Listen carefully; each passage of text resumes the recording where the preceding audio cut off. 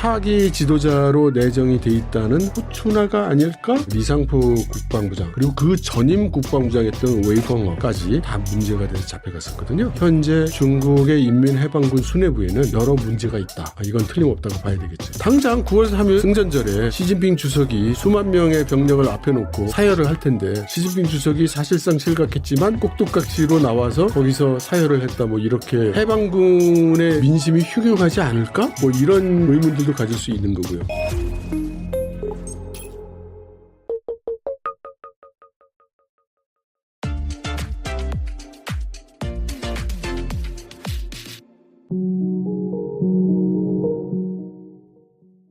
이철 박사님 모셨습니다. 안녕하세요. 네, 안녕하세요. 네, 또 박사님 모시고 또 중국 관련해서 또 핵심 이슈 하나 살펴보도록 하겠습니다. 뉴욕타임즈가 최근에 이제 보도한 걸 보니까 중국 공산당 중앙군사위원회 7명 중에서 이제 3명이 체포되거나 실종됐다라고 이제 보도를 했는데 이 사람들이 모두 시진핑 주석이 발탁했던 핵심 장군들이다 이렇게 이제 밝혔어요. 그래서 이 부분에 대해서 좀 관심이 많은 것 같은데 뭐 이러한 상황을 좀 어떻게 해석해야 될까요? 예. 확실히 이 군사위원회 성원 중에 처벌을 당하게 된 사례가 나타난 거는 굉장히 특이한 큰 사건이고요. 다만 이거를 시진핑 주석의 권력 약화라든지 또는 실각이라든지 이런 것으로 이어서 해석하기에는 좀 무리가 있어 보입니다. 그리고 이것이 어느 날 갑자기 나타난 현상은 아니고요. 작년 한 6월경부터 시작을 해서 시진핑 주석이 키워왔던 소위 로켓군에 대한 여러 가지 이슈들이 있었는데 그중에서 특히 무기 개발과 구매 관련해서 불미스러운 일들이 있었다는 소문이 있었고 그에 따라서 작년에 로켓군의 10수명에 해당되는 장군들이 잡혀가는 그런 사건이 있었거든요. 네. 그 끝자리에 말씀하신 리상포 국방부장 그리고 그 전임 국방부장이었던 웨이펑어까지 다 문제가 돼서 잡혀갔었거든요. 그리고 작년 12월 31일 마지막 날에 국방부장이 새로 임명이 됐는데 동준이라고 하는 해군 장군이 국방부 장관이 됐어요. 네. 그럼에도 불구하고 군사위원회의 위원으로 이름을 못 올렸습니다.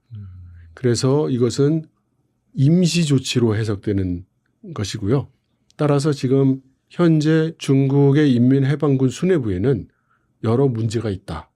이건 틀림없다고 봐야 되겠죠. 하지만 그런 것들이 이제 시진핑 실각과 연결 짓는 건 다소 좀 무리가 있다. 그렇게 이제 볼 수 있는 거겠네요. 네. 그리고 최근에 후추나 중국 인민정치협상회의 부주석의 공개 행보가 뭐 눈에 띈다 이런 얘기가 나오더라고요. 후추나는 최근 경제체제 개혁 심화 주제로 열린 정협 상무회의를 이끌었는데 이게 부주석 서열 2위인 후추나가 상무회의를 이끈 것이 좀 이례적이다라는 평가를 뭐 받고 있어요. 한때 후진타오 전 주석이 후계자로 낙점한 후추나의 정치 활동이 강화된 것은 좀 어떻게 해석해야 될까요? 그 후추나에 대해서 사람들의 시선이 집중되는 것은 그동안 후추나 부주석이 죽은 듯이 조용히 지냈기 때문입니다. 그렇죠. 활동이 거의 없다가. 네. 활동이 사실은 있었는지 없었는지도 모르죠. 그러니까 매체에서 보도를 하지 않았고 일단 중국의 국영 매체에서도 보도를 하지 않았고 해외 매체에서 보도를 하지 않았는데 최근에 미디어에 나타났기 때문에 이것이 이제 언론들의 관심을 받게 된 거죠. 왜냐하면 최근에 와서 뭐 시진핑 실각설이니 이런 믿기 어려운 이야기들이 많이 소문이 돌다 보니까 시진핑 실각을 한다면 그 다음은 누구냐라는 질문이 자연스럽게 떠오르게 되는 것이고 그렇다면 원래 격퇴 지정을 받아서 차기 지도자로 내정이 돼 있다는 후추나가 아닐까라고 하는 이제 그런 추측성 이야기들이 이제 돌아다니는 거죠. 맞아요. 네. 예, 그러다 보니 후추나 관련된 기사가 오랜만에 나타나니까 이게 무슨 일이야. 특종이다 이러면서. 이렇게 얘기를 하는 거죠. 네. 근데 사실 보면은 뭐 별로 중요한 일 아니에요. 예, 정협이라는 조직 자체가 사실은 흔적기관 같은 조직이고 예, 뭐 그렇게 중요한 일을 하는 것도 아니기도 하고요. 그러면 최근에 이제 정치 행보가 불거진 거는 뭐 특별한 이유가 있나요, 그러면? 아니, 그걸 정치 행보가 불거진 거라고 저는 해석되지 않습니다. 그냥 언론들이 호들갑을 떨고 있는 것으로 생각이 되는 거고요. 그래서 그 회의에서 뭐 무슨 결론을 내렸답니까? 그러니까 그 회의를 주재한 것 자체가 이례적이다. 뭐 이런 평가 나오더라고요. 네. 원래 회의를 주재할 사람이 주재를 했는데 그게 왜 뉴스가 되는지 모르겠어요. 그러니까 원래는 1인자가 해야 되는데 뭐 2인자가 주재를 했다? 그런 식으로 좀 부각시키더라고요. 그러니까 좀 과도한 지레짐작이라고 생각합니다. 네. 그리고 한편 중국 공산당이 최근 시진핑 주석의 집권 이후 13년간 뭐 연설 165편을 담은 어록을 출간을 했는데 그런데 이 시 주석의 권력 이상설이 해외 매체를 통해서 끊임없이 제기되는 가운데 뭐 맞춰서 나온 것이라서 아무래도 이번 어록 출간 단순한 성과 정리라기보다도 뭐 최근에 뭐 불거지는 그런 실각설을 좀 의실해서인가요? 어떻게 보세요? 다 낭설인 것 같습니다. 네, 다 낭설인 것 같고요. 네. 일단 그 해외 매체에서 시진핑 실각설이라고 말씀하셨는데 제가 아는 한 시진핑 실각설을 이야기한 해외 매체는 없는 것 같습니다.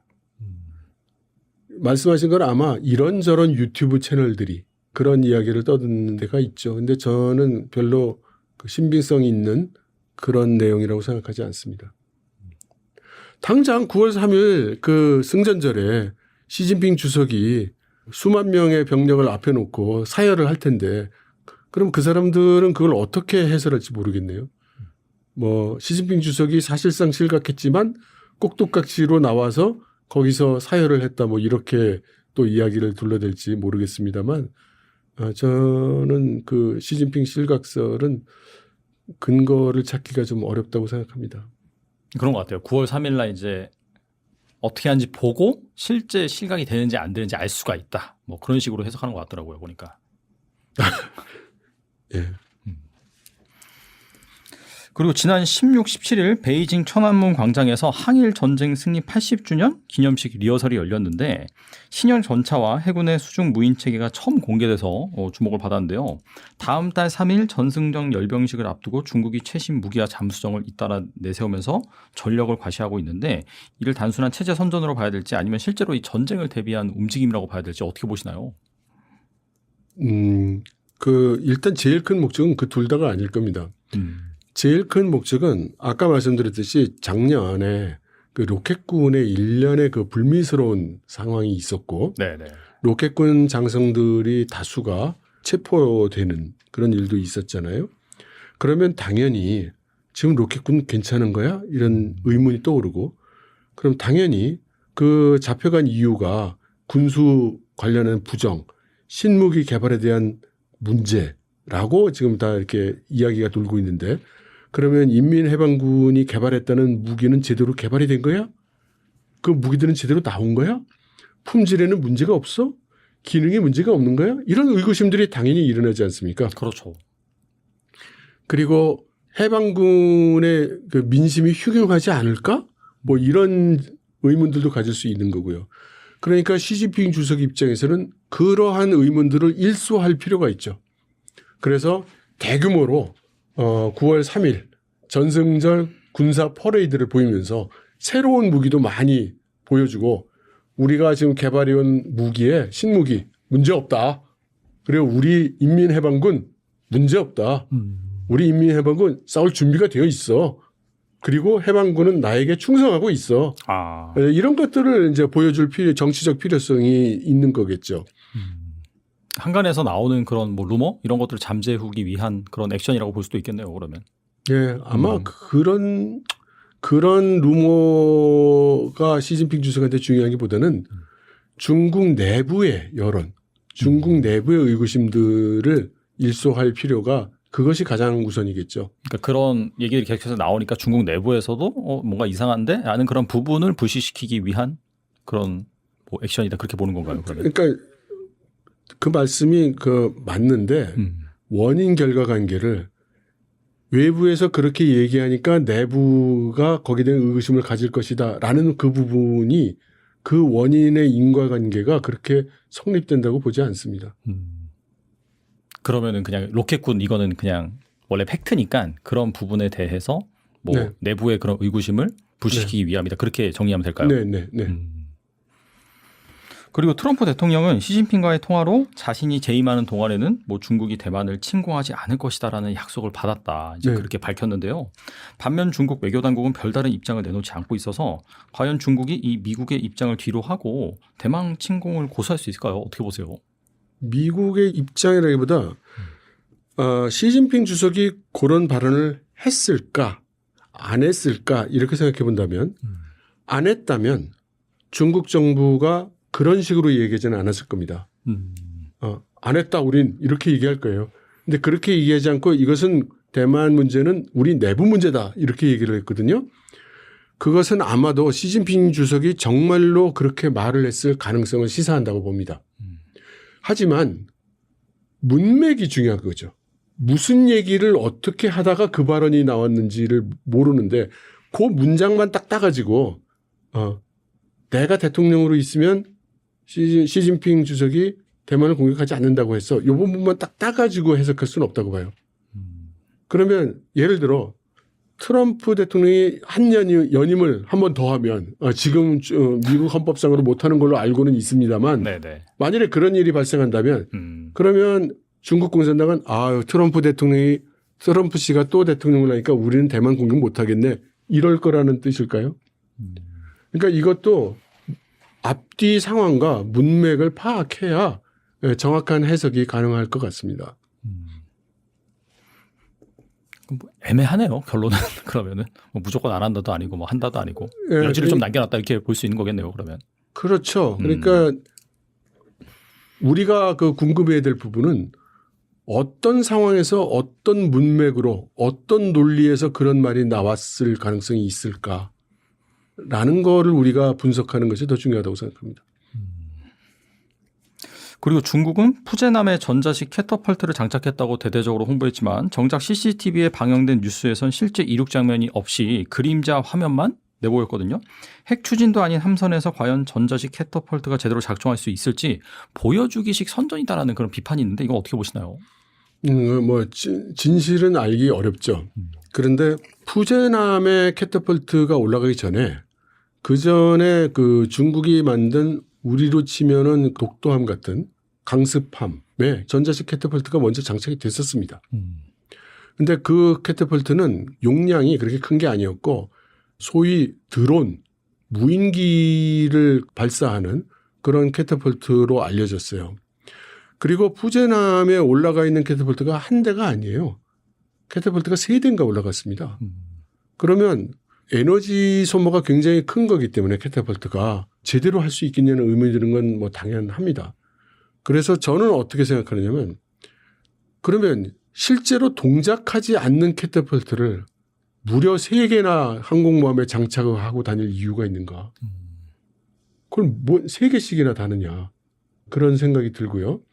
그래서 캐터펄트 자체가 동작하지 않을 가능성보다는 캐터펄트를 장착한 이 항공모함이 소위 대양 함대로서 역할을 하기보다는 근해 작전용일 가능성이 크다. 그쪽에 가깝지 않는가 이렇게 추측을 하고 있습니다. 그리고 지난 13일 남중국해 스카보로 암초 인근에서 이 중국과 필리핀 간 군사적 긴장이 다시 고조가 됐습니다. 보니까 여기 사상자도 좀 있는 것 같더라고요. 네. 특히 같은 해역에 미 구축과까지 전제가 되면서 분쟁이 단순한 영유권 다툼을 넘어서 미국이 얽힌 국제 문제로 확산이 되고 있는데 이 남중국해 정세는 어떻게 보시는지 궁금하네요.